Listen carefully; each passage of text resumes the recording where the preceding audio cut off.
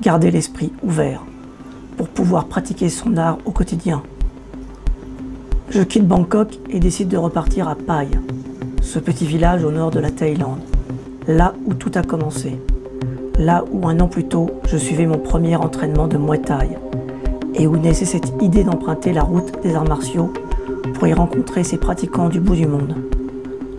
M'imprégner de leur passion, la confronter à celle de ceux qui enseignent et transmettent leur art, comprendre leur motivation profonde et savoir si au bout du chemin se trouvent les réponses recherchées.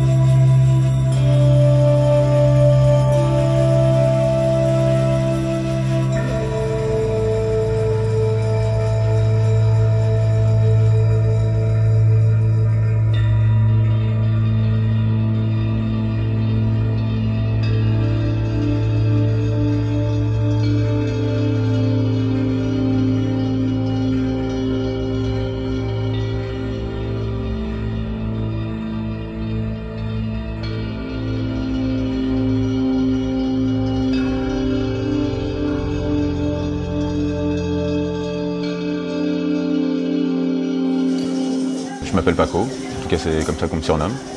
J'ai 36 ans, je suis natif de Paris et j'ai fait beaucoup de sport quand j'étais jeune. J'ai stoppé pendant un temps. En ce qui concerne les arts martiaux, j'ai pratiqué pendant 10 ans le judo, avec quand même pas mal de réussite, que j'ai abandonné en même temps que j'ai arrêté tout le sport, pour des raisons on va dire personnelles, parce que j'étais adolescent, voilà, et que j'avais besoin de faire mon chemin. Peut-être 15-20 ans plus tard, je me suis remis à un art martial, donc à savoir le Muay Thai. D'où la raison de ma présence ici à Pai.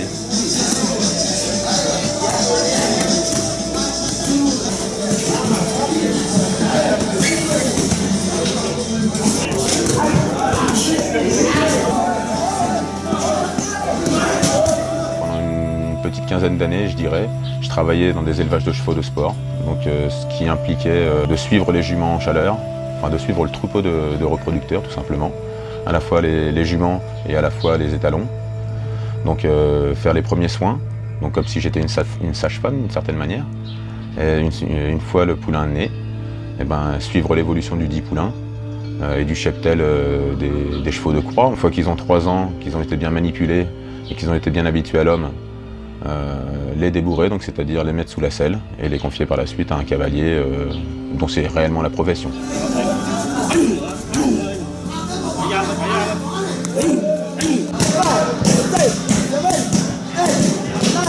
Tout au long de mon enfance, j'ai pratiqué beaucoup de sports. C'est-à-dire que j'ai pratiqué à la fois des arts martiaux, enfin un art martial, le judo que j'ai pratiqué pendant 10 ans avec pas mal de réussite. Donc j'ai fait beaucoup de tournois avec beaucoup de victoires. Mais j'ai pratiqué aussi l'escrime pendant 7 ans, j'ai pratiqué le rugby, le football, le volley, enfin tout un tas de sports parce que je suis d'une nature hyper active, donc j'avais besoin de m'occuper. Et mes parents avaient besoin aussi qu'on m'occupe.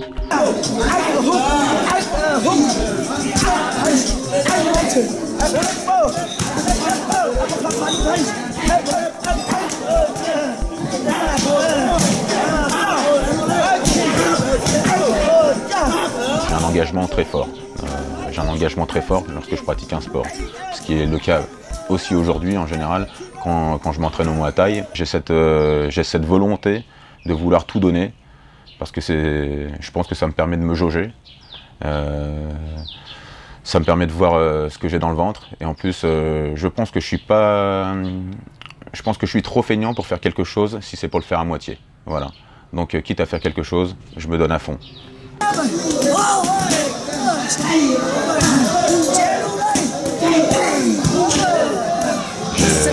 J'ai fait du sport de combat, à savoir du judo pendant plusieurs années, mais c'est un sport de combat qui, à mon sens, est incomplet, dans la mesure où c'est un réel sport de défense, où on va donc faire des clés de bras, où on va faire des étranglements, où on va faire des projections, des immobilisations, mais où on ne porte pas de coups, et donc on n'en reçoit pas non plus. Donc il y avait quand même ce paramètre-là qui était aussi assez important. J'avais envie de compléter mon éducation avec aussi un sport à distance. Quand je dis à distance, c'est où on porte les coups et où on les reçoit.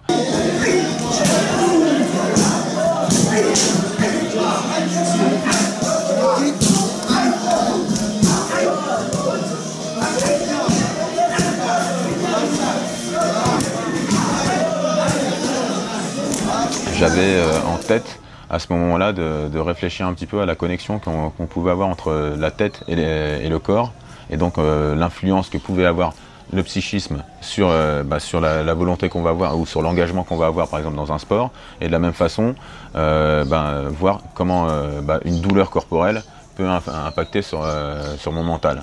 Donc c'est pour cette raison-là par exemple que j'ai commencé à me faire tatouer, et c'est pour cette raison-là aussi que j'ai voulu me soumettre aux coups que j'allais pouvoir recevoir pendant le Muay Thai.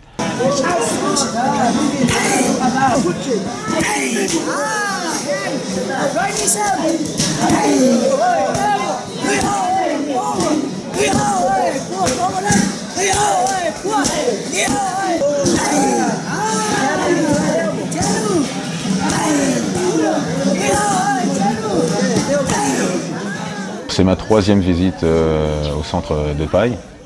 Donc la première, c'était vraiment expérimentation. J'étais pas du tout en condition pour pouvoir le faire, étant donné que je sortais de 6 mois de voyage en Inde, où j'avais fait un petit peu tout et n'importe quoi. Je suis arrivé ici à Paille, donc pas vraiment en condition physique pour pouvoir me donner à fond à ce sport. Mais comme j'en étais certain, ça ne m'a pas empêché de tout donner. Ce qui fait que mes premiers entraînements, c'était fort en engagement. J'étais explosif au début et de moins en moins par la suite, parce que ça commençait à être vraiment très dur. C'était dur pour mon physique. Au bout d'une semaine, j'arrivais plus à dormir. Je faisais des micro-siestes, une vingtaine de micro-siestes par nuit, parce que mon corps ne suivait plus, parce que j'avais les jambes qui me brûlaient, parce que j'étais du coup plein de nerfs. Mais malgré tout, ce sport m'a vraiment conquis.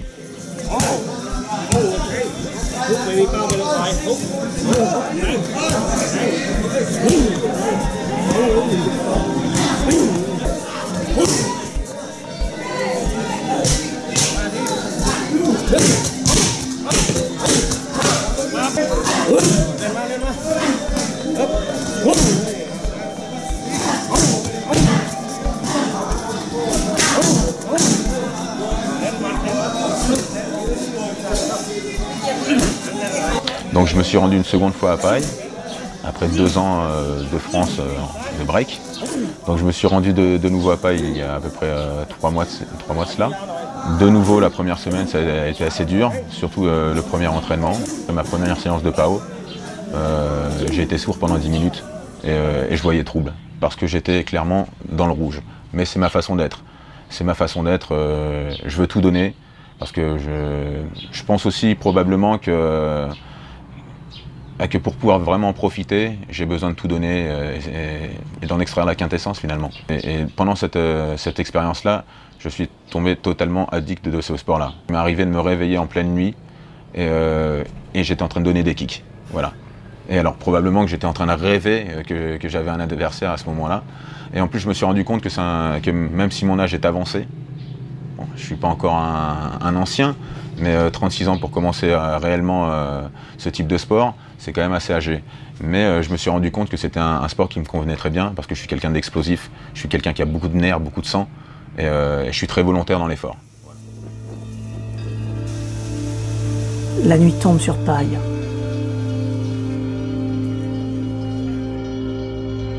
L'occasion pour les pratiquants de se retrouver pour partager leur expérience.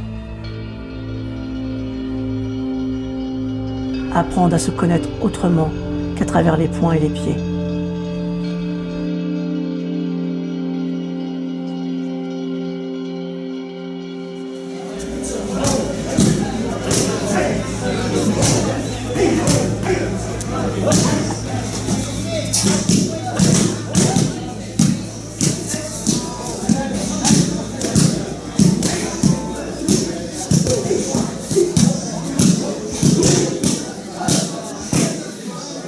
J'ai la ferme intention de revenir pour pratiquer le Muay Thai, mais cette fois-ci pour une durée bien plus importante. Donc il ne va pas être une durée illimitée, ce sera probablement un trimestre, voire un petit peu plus, parce qu'à cette occasion, j'ai envie justement de monter sur le ring. Et en ça, je pense que ça sera vrai.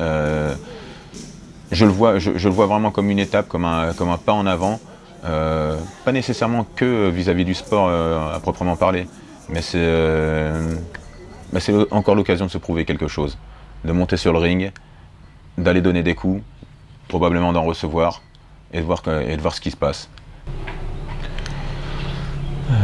Disons que recevoir des coups, ça ne va pas nécessairement être quelque chose qui va pouvoir me permettre de prouver quelque chose aux autres, parce que dans l'absolu, j'en ai rien à faire.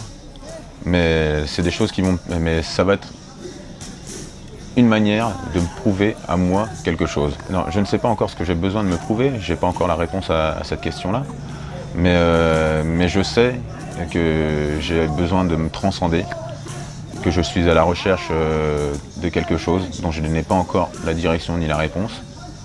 Et je pense de nouveau que ouais, le passage par le Muay Thai devrait me permettre de franchir un palier. Pendant que je suis en train de m'entraîner, en général, je pense pas forcément c'est pas à ce moment-là que j'ai des ressentis. C'est pas à ce moment-là que je réfléchis à ce qui m'arrive. Parce que je suis quelqu'un qui s'engage beaucoup. Donc ça veut dire que pendant que je suis au feu, je suis au feu. Et je suis pas à ça. Je suis pas à réfléchir. Par contre, par la suite, c'est là que je vais voir les bienfaits, enfin les bienfaits ou les méfaits justement de mon entraînement. Donc c'est là que je vais pouvoir jauger et juger si ça m'a apporté quelque chose ou pas. J'ai pas de visibilité sur le futur parce que de la même façon, c'est quand même un sport qui est très engageant physiquement, où on porte réellement les coups. Et bah, j'ai l'occasion de voir ne serait-ce que les entraîneurs ici. Il y en a un qui est plus âgé que les autres, qui doit avoir la cinquantaine, je dirais. Aujourd'hui, il est quand même vraiment cassé. Physiquement, il est quand même heurté. Et il y en a un autre qui a 32 ans, qui a fait 370 combats. Il en a dont 100 à son actif au Lumpini. Il continue à entraîner. Il a la passion clairement de ce sport-là. Et je pense que c'est de cette façon-là que lui, il va jusqu'au bout. Mais physiquement, il ne pourrait pas faire plus.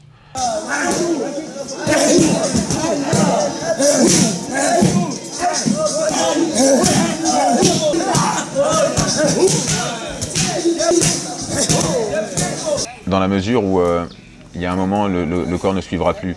Et qu'à la différence, il me semble, d'autres arts martiaux asiatiques, comme pourrait l'être le karaté, le kung-fu ou le viet vo dao, et éventuellement, ce sont des sports où il y a quand même une dimension, comment dire,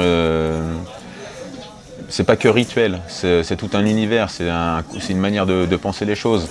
Ou par exemple quand on voit le Tai Chi Chuan, qui en version accélérée va être un art martial, et en version lente va être plutôt quelque chose qui se rapprocherait du yoga ou de la méditation.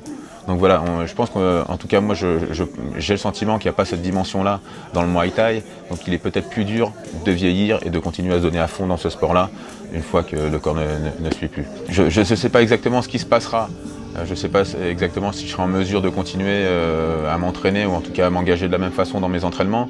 Maintenant, ce qui est certain, en tout cas au jour d'aujourd'hui, c'est que j'aurai combattu, je serai monté sur le ring, et sans dire que ce sera l'accomplissement définitif, ça sera déjà quelque chose de fort pour moi. Et en tout cas, le Muay Thai m'aura servi à franchir un cap, déjà sportivement, mais surtout dans ma tête. C'est une victoire, c'est vaincre un adversaire, mais c'est déjà vaincre ses propres peurs. Voilà, comme j'ai l'habitude de dire, c'est le premier combat finalement, c'est peu importe de l'adversaire, ne le regarde pas. Parce que si tu le regardes, de toute façon, c'est foutu, c'est perdu d'avance et tu vas perdre. Mais le plus important dans un premier combat, c'est toi contre toi-même. Voilà. Et je pense que l'accomplissement, ce sera celui-là. Ce sera d'être allé au travers, d'être allé au bout et d'avoir une victoire sur moi-même. Voilà.